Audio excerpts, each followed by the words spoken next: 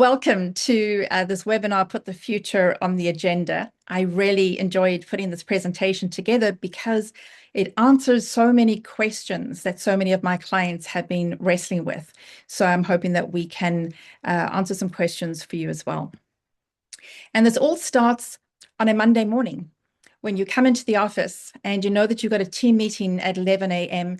and there's so much on your plate already and your team has got so much to deal with. But at the same time, you've got people in other parts of the organization really asking you to think strategically about the future and to prepare for things that are coming and to look at disruptions. And now you have to try and balance those two things, and that can be quite challenging. So what we're doing is balancing the needs of today, what's on your desk at the moment, with the needs for the future. And if we don't get that right, then we run the risk of working very efficiently, doing really good work that increasingly becomes irrelevant and redundant. And that word redundant is really terrible because it may apply to you and your team as well if we don't manage to get that right. As an introduction to myself, because there are quite a few people who've registered for this call who I haven't met before or engaged with. And I'm pretty sure that I would have connected with you on LinkedIn by now. So please do engage and let me know your questions and your insights there. But I am, well, let me show you this particular photograph. A colleague took it a couple of years ago, and I think it's just perfect because it illustrates 4 jobs that I do that I could never have studied at school or at university. Some of them are university courses now, but not back when I was in school. So I was speaking as a keynote speaker at an event for association executives because I am an association executive. I'm past president of the Professional Speakers Association of Southern Africa and past president of the Global Speakers Federation. I'm speaking as a futurist at this particular event, and the slide behind you is actually about social media because I spent about 12 years teaching people about social media, being ready for social media, how to use it for business, etc. So there's a whole lot of things going on in this particular photograph, but it's also a good indication of how much can change in even one person's lifetime. It has just been my birthday. I don't feel very old, but even in that short space of time, so much has changed. So what we're talking about today is putting the future on the agenda, making sure that it is something that we talk about, that we bring into conversation and that we don't ignore. And we can't ignore it because it has become so important. But before we get into some of the future's elements I want to explore with you, I'd like to see if we can agree on 3 particular issues first. And please feel free in the chat box to pop your questions or to agree or disagree in the chat box. But grab your cup of coffee and your cookies and let's have a look at 3 things that I'm hoping we can agree on. The first one is the question, do we need more data? Is that something that we need? In the chat box, do we need more data? Yes or no? Let me know, and then I will explain what I think. Thank you. Right off. So I found these slides and I thought they were so interesting. This is the volume of data that is being created, captured, copied, or consumed worldwide, measured in zettabytes. Now, if you have a cell phone anywhere near you, which I'm sure you do, just reach out. You can keep your eyes closed and you'll find it. Your cell phone, if it's a really good one, has about 256 gigabytes of data storage. 1 zettabyte is 1 trillion gigabytes, which is about, let me just see where the slide is, 4 billion cell phones. So 1 zettabyte is about 4 billion cell phones worth of data. Think about how many photographs you've got on there and how many podcasts and everything else. That's a lot of data. That's 1 single zettabyte. Okay, good point, Johan. Specific requested data, we can get to that later. So let's look back in 2015. The world created 16 zettabytes of data. That was about 65 billion cell phones worth of data. In 2017, 26 zettabytes. And then we got some more over here, moving the chat box. In 2020, 64 zettabytes. And then in, come on, slides. There we go. And in 2025, 181 zettabytes of data was created and consumed in 2025, and add on to that everything that came before. That is about 735 billion cell phones worth of data in that 1 year. And we were only just getting started with all the stuff we're now creating with artificial intelligence. So we certainly do not need more data. What we do need, as Johan commented, is maybe more specific data, something we have all the knowledge, we have all the data we need. What we're looking for is discernment and something meaningful. So here's the next thing I'm hoping that we can agree on. And the question is that this is a fast-paced world. Is this a fast-paced world? How are we dealing with that? And I'd like to introduce you, if you never have met the person before or heard of his name, Alvin Toffler. He wrote this incredible book called Future Shock. And he said future shock is the shattering stress and disorientation that we induce in individuals by subjecting them to too much change in too short a period of time. Shattering stress and disorientation. And he wrote this book in 1970. We jumped ahead because it was so exciting. In 1970. Now, the reason I remember that specific year is because that was the year that I was born. So I have now aged myself completely. But again, in just my lifetime, in just your lifetime, we have created so much more data, and we're experiencing so much future shock and polycrisis. So this is Adam Tooze. About 3 or 4 years ago, he came up with this expression called polycrisis. It's a situation where all the individual crises around the world, when they get together, it's more than the sum of their parts. It really is a very complex and dangerous situation.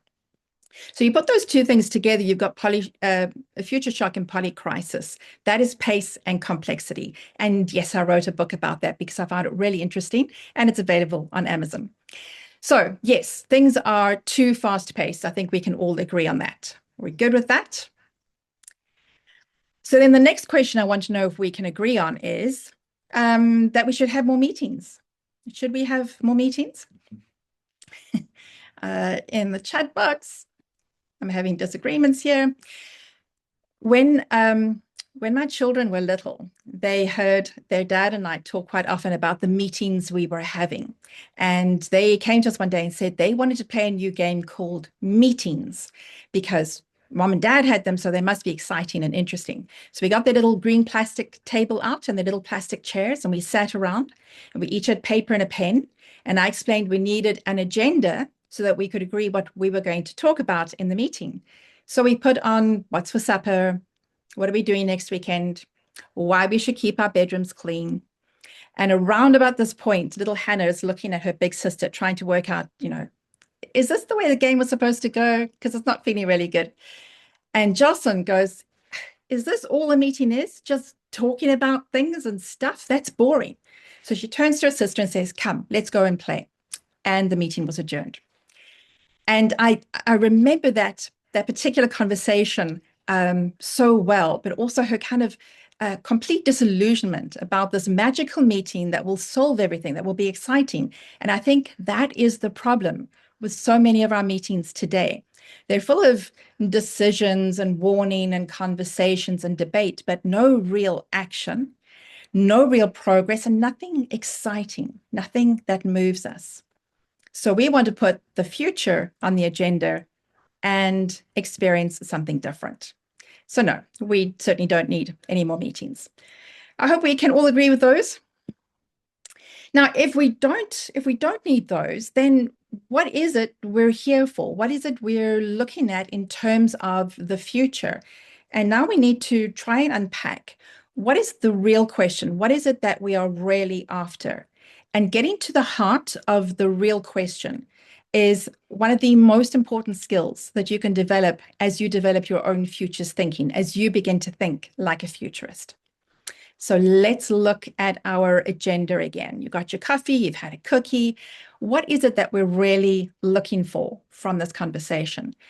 And I want to make 3 promises to you in this conversation. I want to unpack 3 things that I think will be really relevant. And this is what they are. Can we really shape the future? Is that possible? Or are we just waiting for it to happen at us and to us? The second question is, can we do this without making it too difficult? Does it have to be really complex? Do you have to go and get a degree? Do you have to have an expert doing this? How complex does it need to be? And then the third one is, it's all well and good looking at the future, but how can we relate it to today's demands? Because today my boss wants something and I've got a deadline and there are turnaround times that I've got to deal with. So how do we make it relate? So we're going to look at these three issues. And to start with, I'd like to introduce you to the concept of Maslow's hammer. It's also called the law of the instrument. And you would have heard this before. If the only tool you have is a hammer, then every problem starts looking like a nail. And it's very easy for us at the moment to point a finger at disruption and AI trends and politics or other challenges to business, pace and complexity, absolutely. But the real cost to organizations isn't that external disruption. The real cost is making decisions today for the future based on yesterday's assumption and yesterday's thinking. And that's what we need to deal with. We're working with a really limited range of tools, and we want to be able to expand and broaden that set of tools. If we only have one tool, then this is what it looks like. Your only business analysis tool is SWOT. Everything's a strength or a weakness, an opportunity or a threat. There's no nuance. There's no depth of understanding. There's nothing that helps you to see what the trends are or the indicators or the real issues, because that's the only tool you have. And you think you're doing a good job, but you can't actually achieve anything significant. Or it could be that you turn to somebody in your organization who is the social media marketing person. The only tool that they have is social media marketing. So if there's a problem, they're going to go, we need another social media campaign. We need to do some more posting. We need some more blog posts. We need to get an influencer to endorse what we're doing, because that's the only tool that they have. These days, a lot of people have thrown away everything else and just grabbed onto a single tool of artificial intelligence. And it can do some amazing things, but AI is a great aggregator of human ideas over time, both good and bad ideas. And it can do some amazing things, but it also can produce a lot of generic, expected, repeated tropes that we've had in the past. It's not going to help us to break into the future. It's not as good as the experience and skill of a really skilled human being who knows what they're doing. So that's why we want to challenge that concept of a single tool, because the cost of only using that tool is everything you get wrong because you smashed everything with a hammer. What do you get wrong? You've lost a client account, you've lost a career promotion, there's a failed business, there's retrenchment. Really, we're facing all of that because we're going into the future ill-equipped and we want to have new tools. So I'd like to introduce you to one of my favorite tools that I talk about very often. It's called Causal Layered Analysis. And if you think that is a mouthful, the person who designed this is Professor Sohail Inayatullah. And I spent ages practicing how to pronounce his name. Causal Layered Analysis, it just means that we're going to analyze the layers that cause the layer above. And we're going to go through this. So it's a typical iceberg model. And what I'd invite you to do is, if you are old school like me and you happen to have a notepad on your table, get a pen, sketch out your typical little iceberg model, and we're going to go through that and think about a problem that you're dealing with that you could explain through this particular model. So we're going to start, there's 4 layers. We're going to start with what is visible. What is visible is above the waterline. It's the thing that we see, the thing we talk about, the thing that we report on. It's the headlines in a newspaper. And if those visible pieces of data are not good, people just hammer away at the top with their little hammer because that's the only thing they have. So I'm going to use a very simple example here. Let's think about a sales team where their sales are down. The sales figures aren't as good as they should be. So what happens is the manager and the manager's manager, they all come in and they all start yelling and say, get your figures up, sell more, do better. there's either a little bit of incentive or a little bit of a threat, but all they can do is just hammer away at the top there because they don't understand that their sales results are an inevitable result of the system that created it. A system can only create a certain outcome.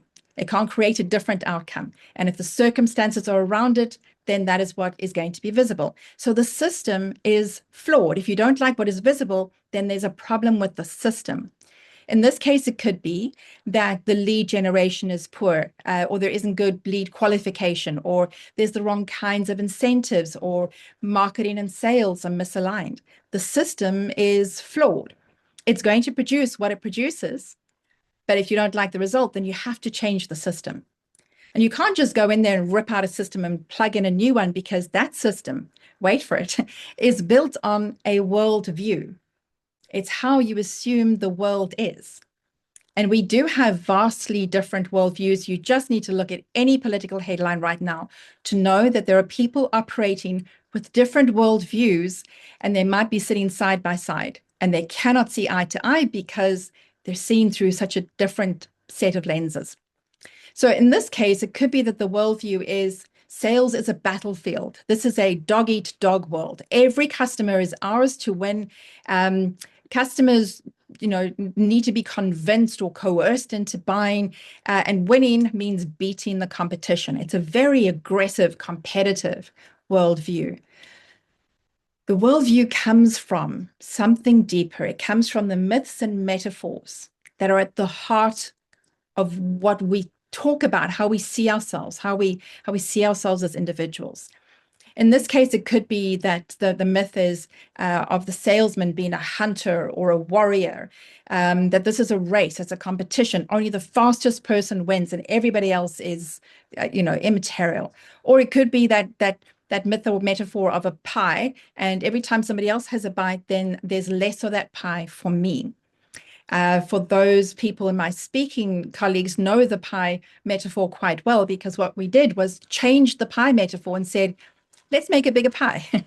But at this point in time, for this team, they've got this scarcity mindset. They're trapped and they don't know what to do. So think about your example, and I really encourage you afterwards to sketch this out again. Every time you've got a challenge, just run through this little exercise and see what might be at the heart of things. We can do this exercise very quickly, or we could really work on it. There's a group that I'm working with, I'll mention later on, and we've been discussing this for 2 months, and we're going to be discussing it for another month or two afterwards, because it really is that deep and profound a set of tools to look at. So we've worked our way all the way down to the bottom, to the myths and metaphors. Now what? So now we just know that business is bad because we got the wrong metaphors.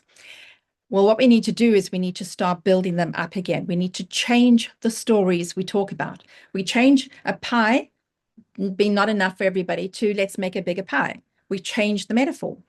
We can change our sales metaphor about, instead of being a race or a hunter trying to get business, well, maybe we're a guide or a gardener. Maybe we're building bridges with our customers. Maybe it's an ecosystem that we're a part of. And we start to play with those new metaphors, we can create new opportunities. So no more hammering at the top. Let's build it up from the bottom. We've got new myths and metaphors, and that's going to take us to new worldviews. If this is an ecosystem, if we're working in collaboration with people, then customers are not targets anymore. They're partners. Collaboration doesn't mean you're losing out. It means that you're growing a market, creating a new market that wasn't there before. You're solving problems, you're building. And that's a vastly different worldview to operate from. It invites so much more abundance and collaboration. And out of that will come new systems. And those systems will be about building relationships and building ecosystems. And those systems will inevitably create a set of results that will be better. They're going to be different from what they were before. You don't change the results at the top. You change what causes the results, and that top layer solves itself. It works out all by itself. I really feel like this is a very powerful model that I've used in so many things. We can look at how a business is working, looking at how you're attracting talent. It could look at your personal health life. It could look at your reputation. There's all of these different ways of using this tool to uncover things and then redesign, intentionally start to begin to craft the future that you want.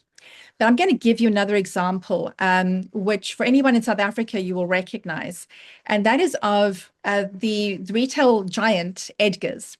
And this is an advert they had out recently. You had a bad day, people forgot we existed.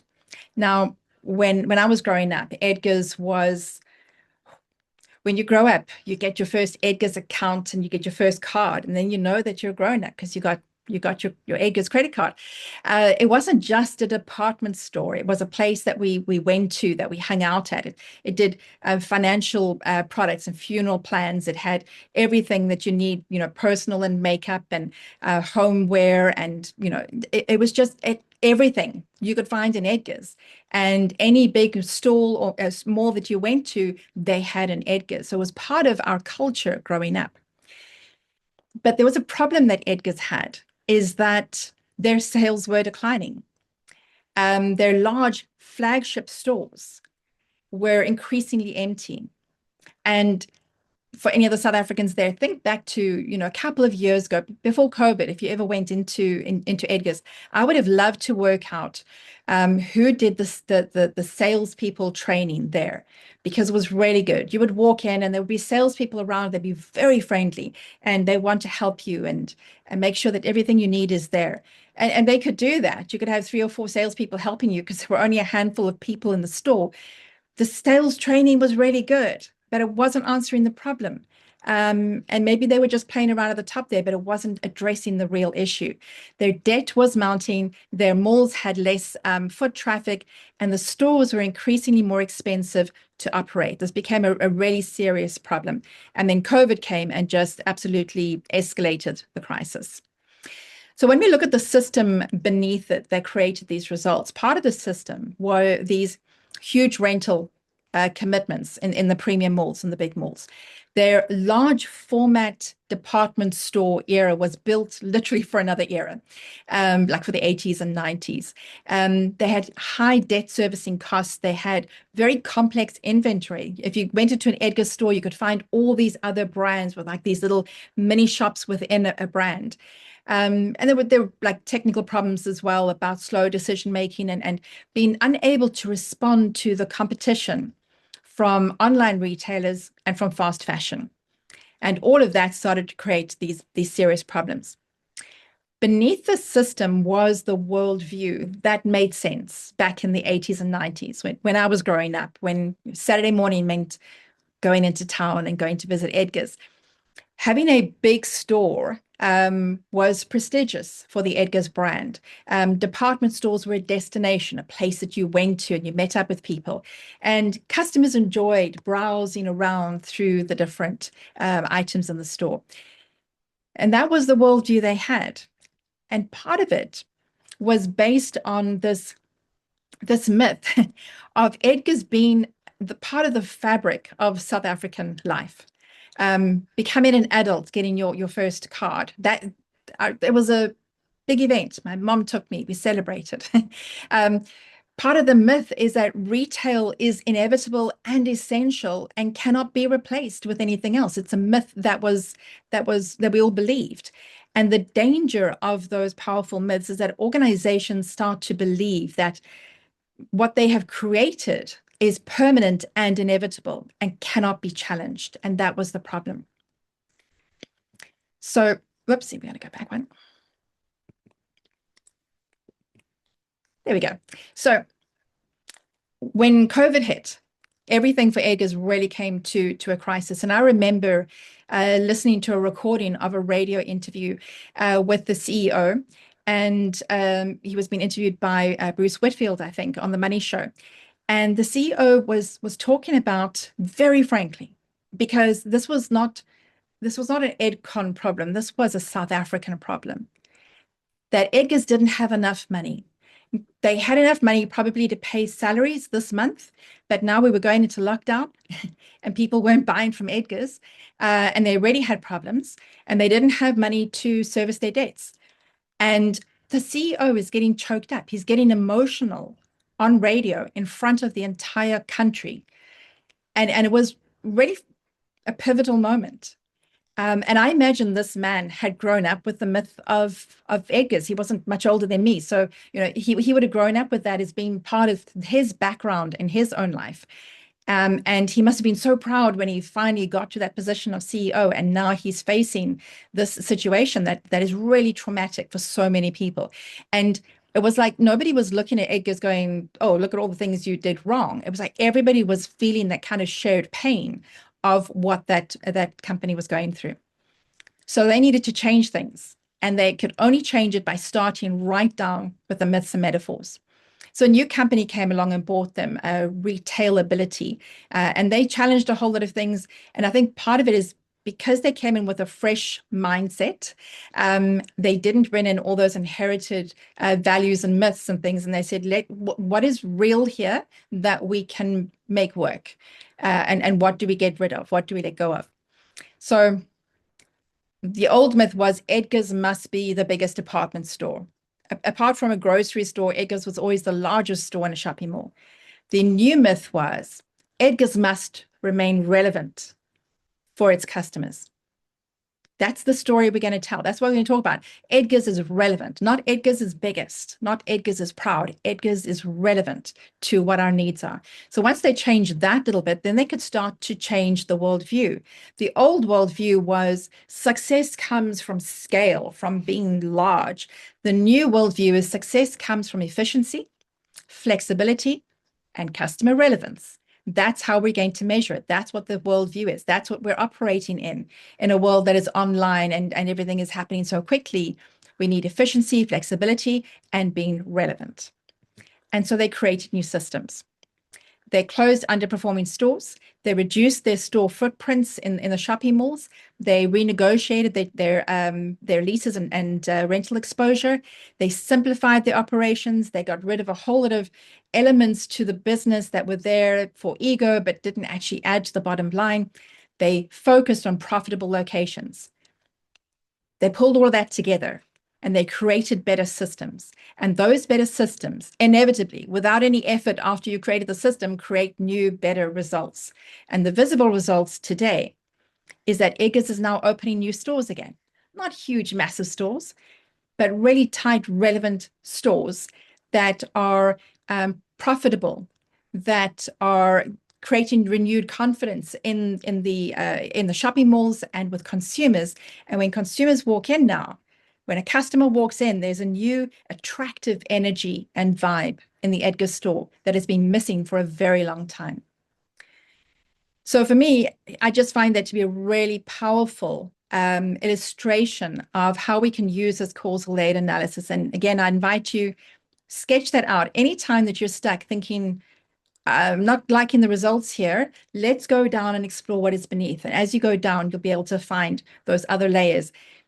This is not the easiest exercise, and this can be challenging. When you start to get to worldviews and myths and metaphors, it's literally about our identity, how we see ourselves. And anybody who's had any challenge their identity, who've had to, rework things, especially post-COVID, you'll know that that is quite challenging. So just give yourself a good dose of grace if you are working through that. But in terms of making real change, in terms of shaping things for the future, there's nothing better than that particular model, causal layered analysis. So yes, we can really shape things for the future. Let's look at the second one. Can we not make this difficult? Is it possible to do this easier? And there's lots of tools. So I'm going to show you one small shift that you can make right now that will change immediately how you think about the future. And that one is this word future-proof, this phrase. A lot of my colleagues use it, and I don't want to diss them at all, but I think future-proof is the wrong word, because like the little chap with his waterproof rain jacket and his umbrella, to proof yourself from something is to separate, to protect yourself from something, to repel it, to keep it away from you. And that doesn't work with futures thinking. You can't protect yourself from the future, and you cannot ever, no matter what, gather enough resource and insight and intelligence to actually be able to cope with everything. You can't prepare yourself entirely for the future because it is so vast. To pretend that you can is to exhaust yourself because you won't be able to keep up. So you want to find a new way of expressing it. So instead of future-proofing ourselves, we need to become, any minute now, we will become future fit. There we go. So future fit is engaging with, like these young guys, playing in the rain, playing in the mud. You need to be agile. You're having fun. You're experiencing the future. You're not protecting yourself from it. You're not creating a barrier. You're not pretending that you can, create protection, because that's not possible. But now you've got the energy and the agility to engage with the future, and that's going to be a lot more exciting and ultimately more beneficial. Now, I know a lot of people get annoyed when you play with the word and say not this word, but rather that word. And, people don't like political correctness. I think there really is a place for it. But that small shift of just one word from future-proof to future-fit does this. Imagine flying home one day, and you get into a plane and you take off, and you know that a plane never goes in a straight, direct line. There's reasons that they've got to move around things. And so the pilot is constantly course correcting the whole time to get closer and closer to the destination and to deal with whatever comes along their way. If the pilot is not paying attention, if they take off and they're just in 1 degree in the wrong direction and they don't correct, then ultimately they end up somewhere else entirely. They end up in the wrong place, because in 9 hours' time, it's going to be a lot more expensive in terms of fuel and a lot more annoying for all of the passengers to suddenly, take a left turn and then fly to your actual destination. You want to change as early as possible. You want to make a small shift now so that it becomes easier and easier and easier to get to the place that you really want to get to. That's what being future fit is about, as opposed to being future proof. So there you go. I hope that satisfies that particular promise to you, that it doesn't have to always be very difficult. There are other ways of engaging with it. Good. Again, if you got any questions in the chat box, please pop them in there, and we'll get to the Q&A a little bit later. I want to now get to this third question. Can we relate futures thinking to today's demands? It's all well and good looking at the future and doing that and being strategic. But if you've got demands today that you have to meet, then, how are you supposed to balance those things out? So, beg your pardon. I'd like to introduce you to consider this particular approach. We want to discard, throw away anything that no longer works. So we have lots of reports in our industries, whatever our industries are. We got reports, we got laws, we've got rules, we've got years, decades of best practice, but this is how it's supposed to happen. And for many of us, we've got qualifications or studies that we've done. And all of those things need to be discarded if they no longer work for us in the future. So my question to you is, what is one thing, and think about it for a moment, what is one thing that you could stop doing, that you could throw away, that you could put aside, that might make your life easier? One thing, okay, because we're developing our thinking fit for the future. We're not kind of ripping it apart like it's a tornado or anything.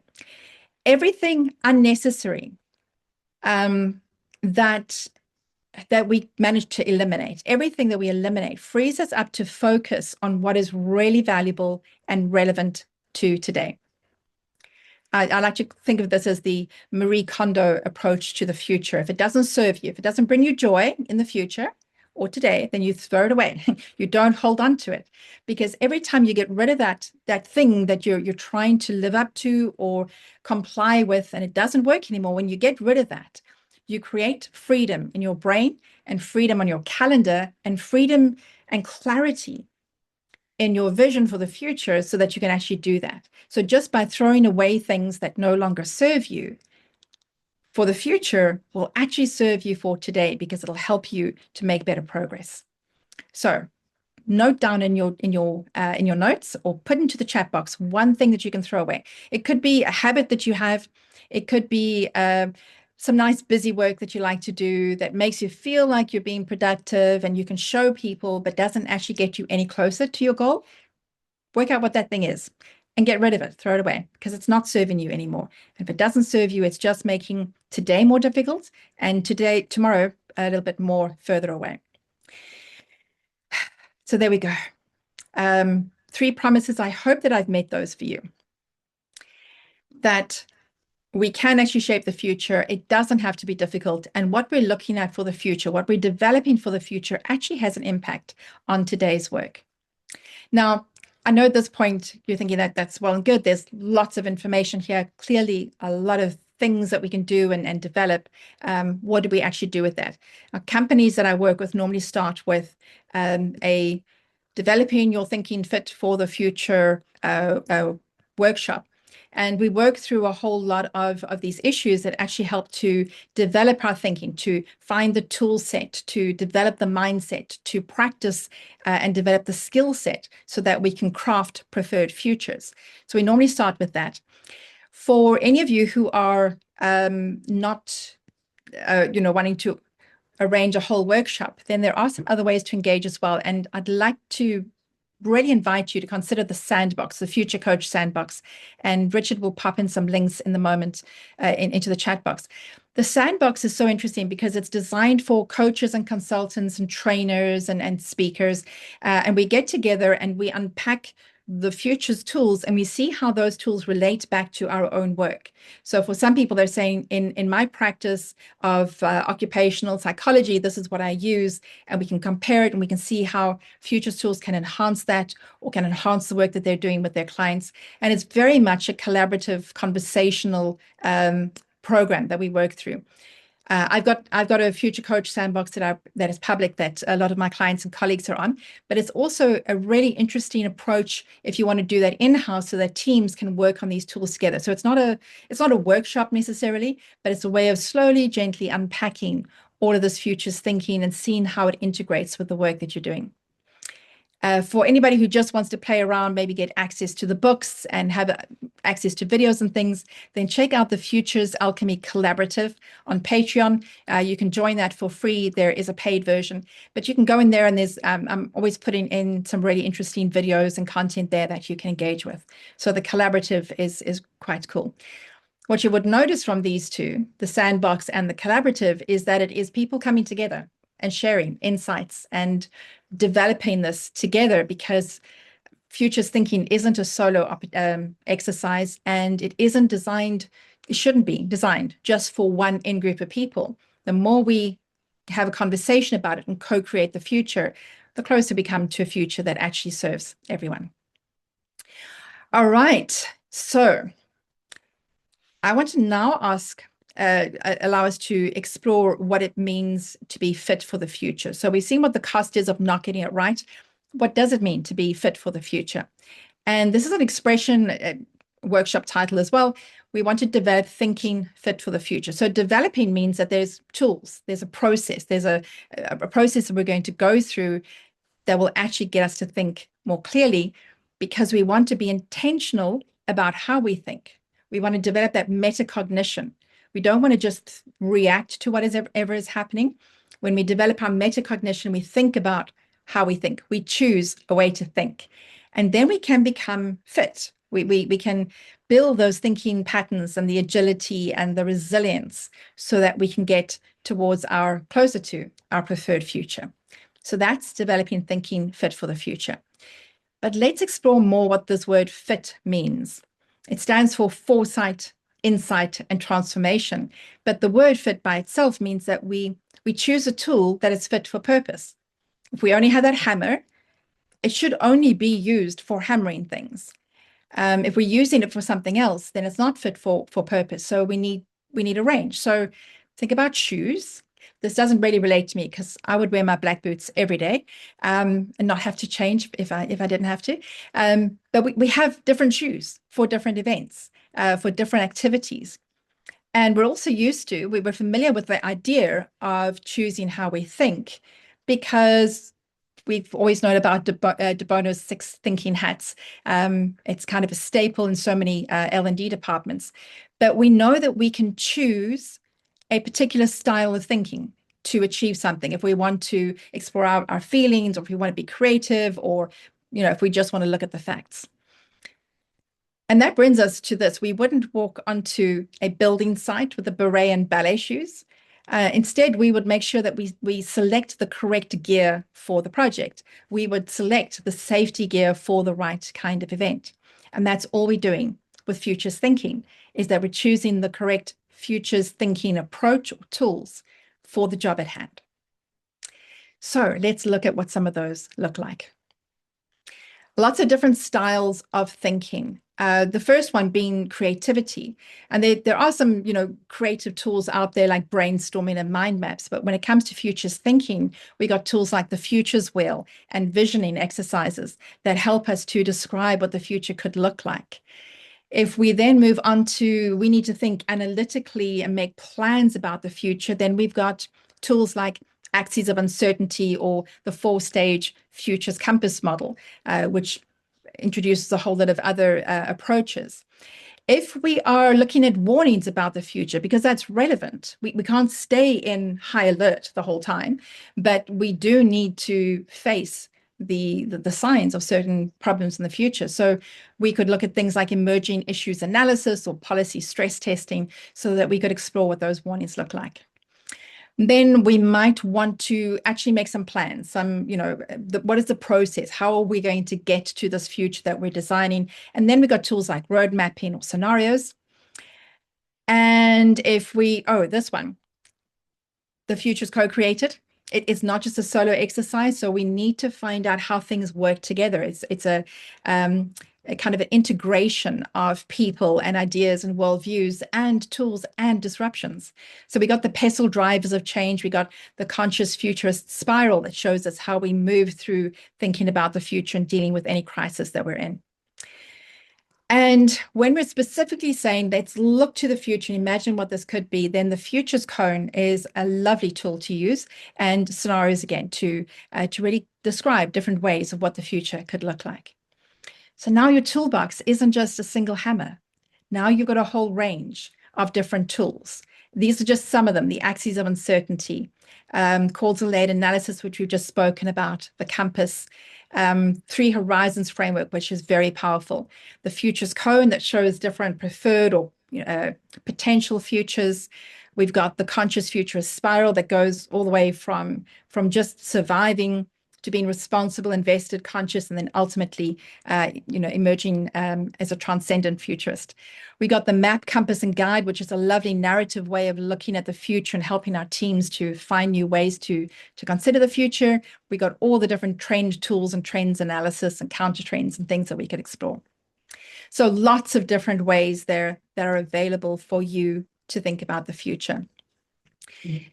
Again, I just want to let you know, especially any of you who are in human resources or learning and development, that the Fit for the Future workshop is a really powerful way to kind of set the tone about what it is you want to achieve for the future and how to build that capacity into your organization, so that you don't always have to go outside to get an expert in to show you how to do something. You want to build that capacity into your people. So L&D can do that, and HR can make sure that that is forms part of that conversation. But this workshop is available and appropriate for any department. So let's return to our agenda. We've finished our cookies. We've got a new cup of coffee here. Now we need to think about all the information we've got and what are we going to do. I've been involved in a lot of organizations over the years, and I've learned something powerful about agendas and minutes. The person who controls the agenda and the person who writes the minutes actually really direct the future of the organization, because what goes onto the agenda is really important, and where it is in the order. So sometimes in a bureaucracy, when they're facing something that they don't like, they don't want to cause a big fuss about it. All they do is they just drop it to the bottom of the agenda. And we'll get to it next month. next quarter. There's more bigger priorities right now. And my concern is very often that people say the future is very important, or we'll get to it later. If we postpone it, if we shelve it for now, if we defer it until later, all we're doing is like the airplane is we're allowing that plane to drift into the wrong direction. And it's going to take us a lot longer to get to the place we want to. It's going to be a lot more expensive to get there. And we're going to lose a lot along the way. We can't afford to not have the future on the agenda. And we can't afford to not have it right at the top of the agenda.